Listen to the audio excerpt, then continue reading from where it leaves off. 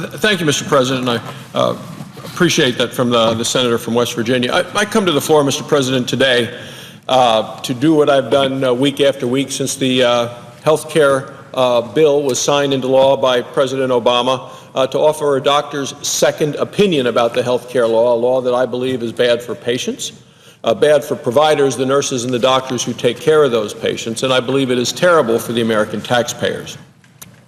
And I come to the floor today, Mr. President, because the Supreme Court is soon going to rule on the constitutionality of the President's health care law. The Court's decision will revolve around primarily the individual mandate, the component of the law requiring all individuals to purchase not just health insurance, but government-approved health insurance.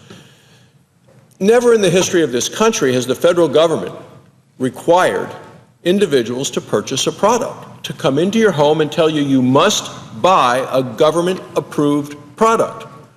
Why? Well, simply because you happen to be a citizen of the United States. You know, the American people are not happy with this mandate. They, as a matter of fact, a recent Gallup poll found that 72% of Americans believe that the mandate is unconstitutional. The results of the Gallup poll, however, are not surprising. As I travel across Wyoming, I hear constantly from people who are opposed to the mandate. Now, it's not just the mandate that they're opposed to, but specifically the mandate is the thing that brings people all across the country together to be opposed to the law. It's interesting because as I go and have meetings and talk to folks and say, okay, under the President's health care law, remember the one where he promised that the insurance rates would drop by $2,500 per family? How many of you believe that actually your own insurance rates would go up? And every hand goes up. And then you say, and how many of you think that the quality and availability of care for you and your family is going to go down? And again, the hands go up.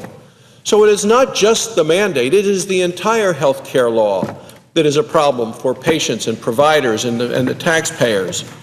But the mandate is interesting, Mr. President. I bring this to the attention of the Senate today because President Obama at one point was opposed to the mandate.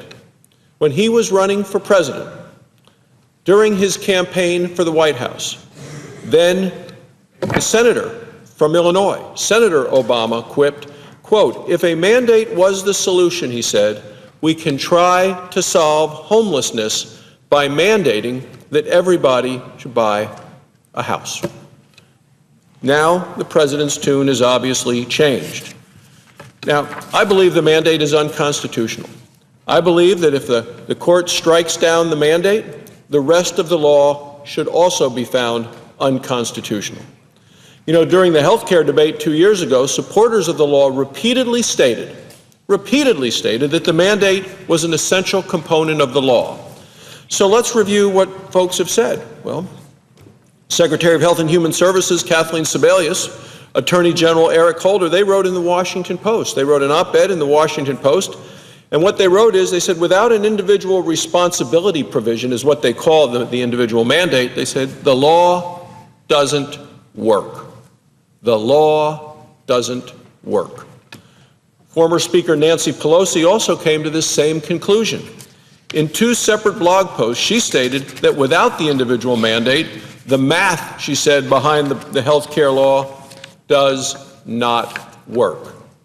The current chairman of the Senate Finance Committee, Senator Baucus, also came to this same conclusion during the debate on the health care law. During a committee hearing, Senator Chairman Baucus stated that allowing individuals to opt out, he said, of the individual mandate would, quote, strike at the heart of health care reform. Finally, Senate Democrats in their amicus curiae brief filed with the Supreme Court argued that the individual mandate, they said, is an integral part of the health care law. It seems to me that supporters of the law from the very beginning of this debate recognized that without the individual mandate, the rest of the health care law would need to go away. Now it seems Washington Democrats are changing their tune and coming to a different conclusion.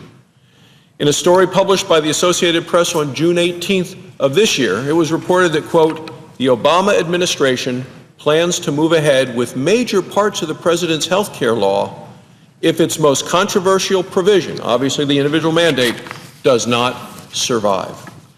In fact, an anonymous high-level Democratic official declared that the administration would move, quote, full speed ahead, close quote, with implementation of the health care law. Seems the administration only views the mandate as essential when it is politically convenient. As I've stated many times before, Mr. President, I believe the entire health care law needs to be completely repealed and replaced. This law does not address runaway health care spending. It increases taxes, and it hurts job creation at a time of 8.2% unemployment across the country, at a time when college graduates are moving back to home because they cannot find work, when people are underemployed, people have given up looking for work, and yet the health care law adds to the costs and adds to the uncertainty of these uncertain times and a weak economy. The American people want a healthy economy, and this health care law is making it worse. If the law's individual mandate is struck down, the President should not implement whatever is left standing. Instead, he should work with Congress, both sides of the aisle, to implement common sense step-by-step reforms that will actually lower the cost of health care for all Americans. It seems to be lost on many that the original goal of health care reform was actually to lower the cost of care. It's what the President talked about in his initial speech to the joint session of Congress, but it is something that was ignored when the 2,700-page health care law was presented to Congress and the American people. Americans know what they want. They know what they've been looking for in a health care law, and this isn't it. Americans deserve a law that helps them get the care that they need from the doctor that they choose, not that the government chooses, not that the insurance company chooses, the doctor that they choose, and at lower cost. Thank you, Mr. President. I yield the floor.